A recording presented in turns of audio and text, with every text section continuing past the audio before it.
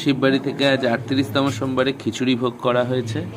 এই মোটামুটি বাজার হয়েছে। এদিকে বাদাম ভেজে রেখেছে রথিন, ফুলকপি, ওদিকে গাজরও ভাজা আছে, আলু কেটে ধুয়ে রাখা হয়েছে, ডালটা ভাজছে। আজকে রথিনই দায়িত্ব নিয়েছে, সাথে আমরা আছি, চণ্ডীদা আছে।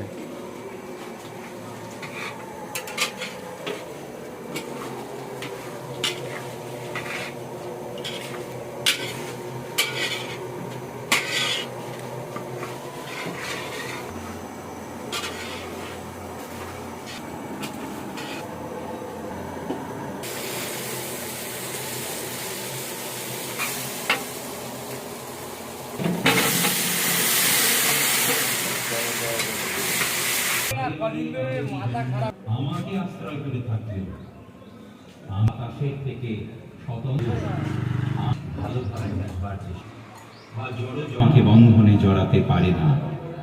স্রষ্টা ও সাক্ষী রূপে রয়েছে মাত্র, কারণ এই সমগ্র জগৎ মায়ার প্রভাবেই তাদের পূর্ব কর্মবাসনা অনুযায়ী ভিন্ন ভিন্ন রূপে প্রকাশিত হয়।